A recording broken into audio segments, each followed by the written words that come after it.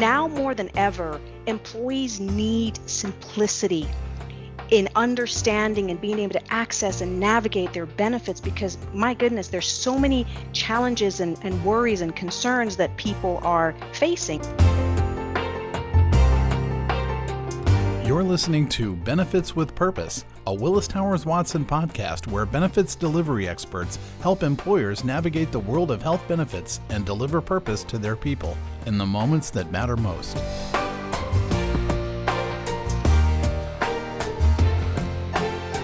Welcome, I'm Tom Lawrence, and I am a managing director at Willis Towers Watson and lead our Missouri-Kansas market. I am so pleased to be your host on this episode of Benefits with Purpose, entitled The Transformation of the Employee Benefits Experience. As we all know, benefits delivery continues to become more complex as the years go by, and not to mention the impact of COVID has really created new ways that many people are working. And with all this change and complexity, inevitably the employee experience is impacted. And striking that right balance between technology and human interaction is really the topic of what we're discussing here today. I'm personally excited about this timely topic and equally excited about my guest. Joining me on this episode of Benefits with Purpose is Elise Schroeder, a managing director in our talent and rewards business, and she's based in Atlanta. Hello, Tom. Greetings from Hot Atlanta. Thank you, Elise. Thank you for joining. And my other guest is Bob Carlson, who is a senior director in Willis Towers Watson's benefits outsourcing business. And Bob is based in Chicago. Hey, Tom and Elise, great to be here today. Thank you. Great. Thank you both for joining me on this special podcast. Elise, I'm going to start with you. I understand you have lived in various countries around the world, and I'm always fascinated to hear stories about experiences that others have had while they're in other countries and how that compares to the U.S. If you don't mind, please tell me about one of perhaps your more memorable experiences when returning to the United States and how that compares to your experiences abroad. Well, you know what, Tom, this is fascinating. I mean, for me, at least, having lived, 3 different continents all over the world, just to tie it to our subject today, I would just say avoid the cereal aisle. That's my line. And really, I say this because we're going to be talking about experience today, the employee experience, facing choice and different types of decisions. But I remember that first visit in Pennsylvania when I moved to the US from Germany. Being in the cereal aisle was extremely overwhelming. I thought I was going to pass out from sensory overload. And keep in mind, we probably had about 12 options in the cereal aisle in Germany, and even less in West Africa, where I had lived prior to that.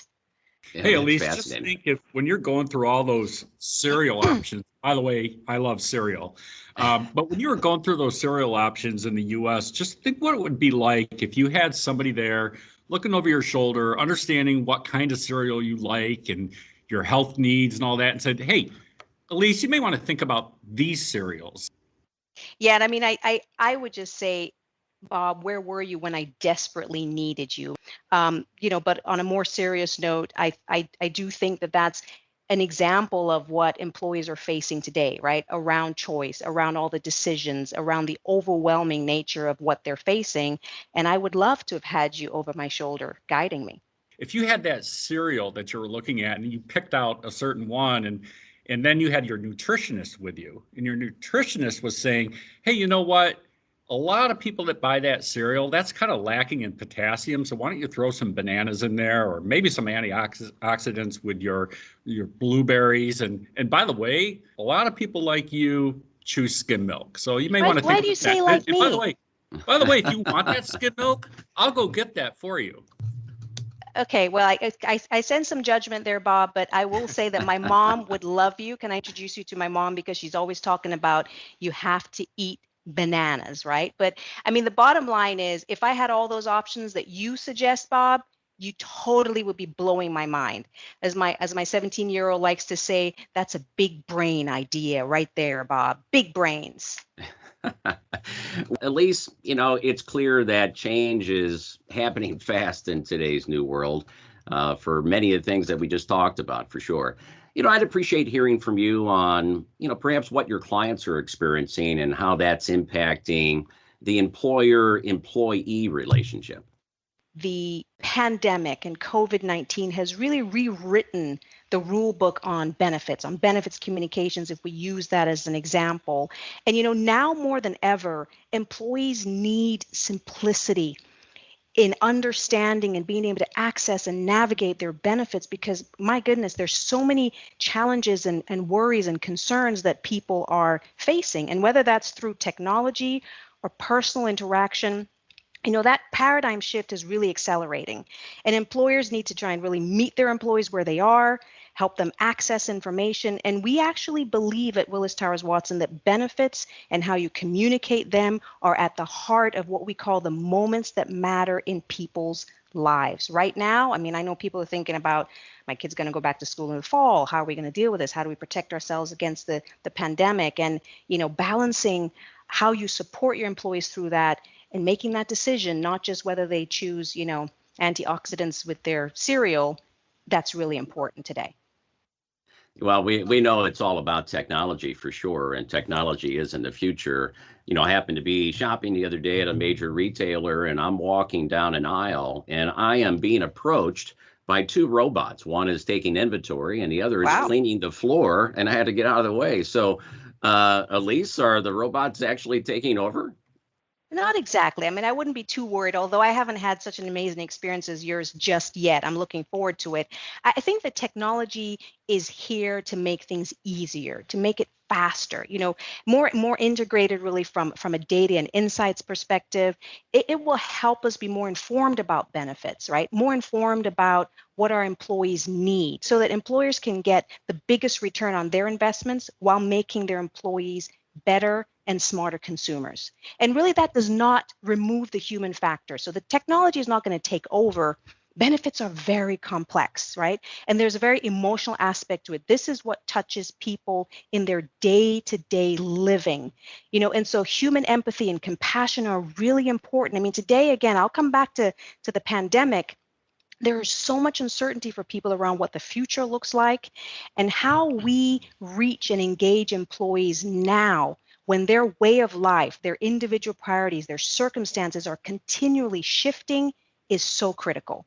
So, I would say, if you're asking me, give some advice to an employer, is they need to understand their diverse audiences, understand the situations that they're facing, the needs that they have to address, and then attack them with targeted messaging that's agile, easy to access. They need tools and information that they can consume in snackable bites. Can you tell I'm still in the cereal aisle?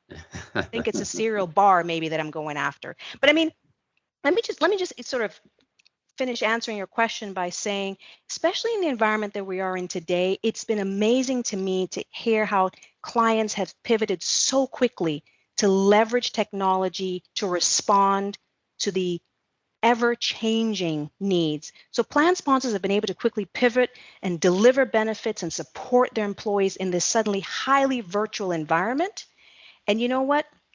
We have no choice but to embrace these technologies because they're helping us to facilitate remote work, collaboration, and at the same time, we're human, right? We have a need to fulfill a personal connection with human beings. However, we can achieve that in our current reality today. Well, at least I can definitely sense your passion for this topic. So thank you for sharing that.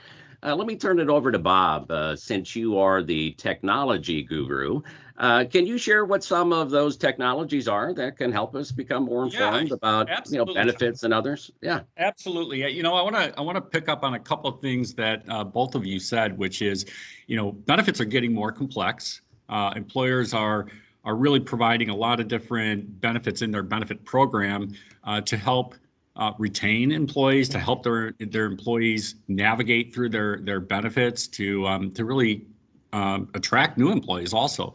And then Elise mentioned moments that matter. When those moments happen, it's really important for an employee to understand what really pertains to them in that moment. So let's take a fairly simple one. If you think about a person who is maybe having a child or adopting a child, most people know that they have a certain amount of time to add that child to their medical insurance or dental or vision, et cetera. And frankly, systems are pretty good at notifying and reminding people of those time frames that they have. However, many employers have invested significant amount of money in other programs that may be of additional value to the employee. So for example, let's say for that same individual or couple that are having a child or adopting a child, dependent life insurance. Maybe they want to increase that. Maybe they want to increase their own personal life insurance to now cover that dependent. Maybe they want dependent care FSA, higher HSA limits, or even specific groups within that employer that may be support groups. So maybe a new mothers group or something like that. How would an employee know that even exists without pouring through lots and lots of paper communications? When you have technology that can identify these moments that matter and kind of hyper personalize the information back to the employee to say, did you know that this program is available to you? We can help you enroll in that. We can navigate you to a provider. Really can make that person a better consumer. You take that even further into some kind of medical condition where they need to perhaps get an MRI or a CAT scan or something like that, or find a specialist. Having technology help that individual make a better choice in terms of purchasing that medical service within the network to make sure they're spending their money and the employer's money in the best way. So there are a lot of tools out there that can help employees make those better decisions. That's right, Bob. And Tom, forgive me because you talked about my passion earlier. These moments that matter are so critical in the employee experience. And that intersection that Bob just talked about between the human interaction and technology is a critical success factor. I mean, we all know if you have tried to contact a call center recently, you're probably facing long wait times and all those types of things. Well, that does not work with benefits because this is about, I don't want to be extreme, sometimes life and death, because people are really facing challenges, and benefit call centers need to be there and available for their employees. I mean, it's totally different from calling the cell phone company or the airline. Some people are always going to call. Other people, they'll use technology. And take retirees. We serve hundreds of thousands of retirees. They may not necessarily be comfortable doing everything via technology. They want to speak with someone, and you still have to be able to deliver that great employee experience without sacrificing the service levels for those people that are calling in. I mean, the bots work really well for some basic things, but not for everything. And that's where that human factor comes in. I mean, I recently had to call, my phone company, and I said, let me try this, and let me try the chat bot thing. And to a very basic question, the AI was just not capable of handling my request. So, that whole when we say representative, I just had to kind of keep doing that until a live person came on the phone to address my issue. It was very simple. Well, we just have to realize that the two have to intersect successfully. Yeah, no, you make a great point, Elise. We're hearing more and more about AI, artificial intelligence, and it's being used in lots of different applications today. And you just obviously mentioned one of those. But they're being used in benefit systems too. So, Bob, what exactly does all that mean for the employee experience and using AI? Yes, Tom, that's interesting. You hear the term artificial intelligence thrown around almost to the extent that it's a buzzword now. But by definition, artificial intelligence is the ability for a computer to perform tasks that normally require human intelligence. And this may include interacting through language, interpreting language, using visual perception, and identifying trends in data and actual decision making. Yeah, I find this really fascinating. Can you explain some of those features and maybe help me understand exactly what they do? Yeah, absolutely.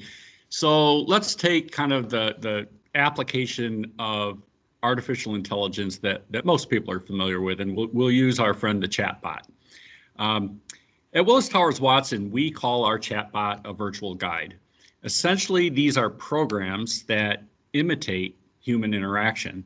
So they use multiple aspects of artificial intelligence, such as natural language processing, understanding language, interpreting language, machine learning, and deep learning. And these are algorithms that help the machine learn from its experience and its interactions with customers. Then you've got things like predictive analytics, and that is kind of figuring out where a conversation is going. I wish I had that sometimes. And sentiment analysis. These are algorithms that help the computer understand certain emotional context. So you can tell if somebody is upset, you can tell if somebody's happy, those kinds of emotions, if you will. These technologies can be deployed not only in chatbots, but they can also be used in smart speakers and even in call centers when interacting with automated phone systems. They can be populated with knowledge, they can learn over years and then become smarter over time. Yeah, I mean, that's interesting. It sure sounds like that chatbot that you're talking about and describing. It's a little bit more sophisticated than what Elise's experience was with the phone company. I've heard the term visual perception before, Bob. What does that mean? Yeah, visual perception, if you think about the human, we can look at things and interpret what they are. So it's the ability for the computer to analyze information that typically requires human vision. So a very basic application of visual perception can be used in certain benefits administration functions, like a person going through retirement that they have to send in a bunch of forms and signatures need to be checked, or a dependent verification where the computer can recognize a form and make that process more efficient. So as AI is used to make the administration more efficient and effective, this is what delivers a more sophisticated experience than what Elise just described. And it really makes it better for the plan sponsor, better experience for the employee when they're interacting with an administration provider, and it is just all around just more efficient. But at the end of the day, there are still humans involved. Yeah, that's really helpful. Thanks, Bob. I appreciate that. To both of you as consultants in this space, what would you say is the best advice that you would give to your clients considering this topic? So Tom, this is Elise. I'll start off, Bob, if you don't mind. I mean, I would just say data and insights, because one size does not fit all. And what do I mean by that? For an employer, you need to get to know your employee population, right?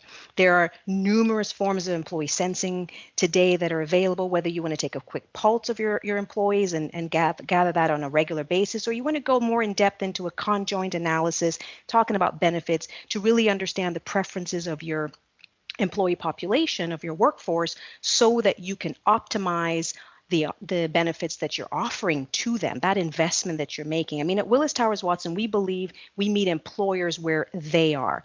And that also applies to employees. Organizations need to take the time to meet their employees where they are so that they can craft the right solution for optimal outcomes and those desired behavior changes that we're always hearing leadership talk about. Our high performance employee experience model gives employers the ability to chart their evolution. Everyone's not where they want to be, but we talk about it in terms of essentials through emphasis to excellence, excellence being at the top. So what do these 3 E's mean? It's about moving from information that's broadcast more generally to everyone to communications that are segmented, all the way through to messaging that's personalized to the individual based on their own situation. Now that is excellence. I mean, Tom, if you think about all of the one-way communications you receive solely based on, we just want to inform you, Tom, we just want to tell you, versus those situations, if you've had any, where it's a two-way dialogue. And imagine an environment where you are actually able to have that dialogue and feel like someone is consistently listening to you. If organizations really focus on this evolution, it will help them intentionally create an employee experience, an employee voice that shifts from only informing to truly engaging in a meaningful way. And listen, I'm very passionate about this. We need a lot of positive change in our society today, whether as individuals or more broadly. And I would say knowing your audience and meeting them in a meaningful way that resonates on a personal and an emotional level is really where the talk meets the action. Hey, Elise, I would actually add to that a little bit more even, and this is coming from the technology guy, right, who loves shiny objects. But employers really need to find the correct balance between technology and human-based customer service.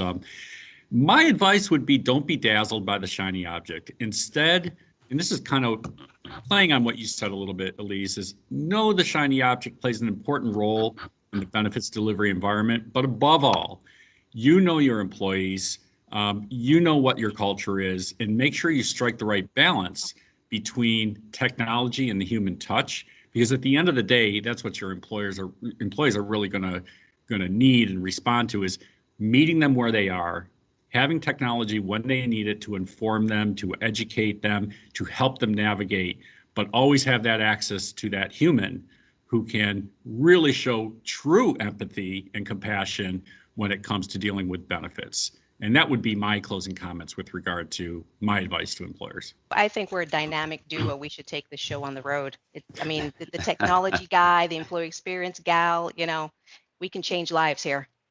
Let's do it. Let's do it. Absolutely. Wow. Well, let me tell you, this has been a great conversation, wonderful insights. Let me just try to summarize the key points that I believe I've heard here today. During this pandemic-induced new ways of working, it's pervasive, and in many cases, they're here to stay. And benefits delivery is just candidly becoming more complex and interconnected. And we can't lose sight of that very important employee experience in all of this. For us to deliver an exceptional experience, as Bob and Elise just mentioned, we need to strike that right balance that's between technology and human interaction, and so eloquently shared by my guest today. Well, this has been fascinating and an insightful discussion. I'd like to thank again our guests, Elise Schroeder and Bob Carlson. Thank you both very much for joining. Thanks for having Hey, us. it's been fun. Thank you. Absolutely. And of course, I want to thank you, our Benefits with Purpose listeners. We appreciate you joining us. Make sure you subscribe for future episodes, and we look forward to having you back next time. Stay safe out there. Thank you for joining us for this Willis Towers Watson podcast featuring the latest thinking on the intersection of people, capital, and risk. For more information, visit the Insights section of willistowerswatson.com.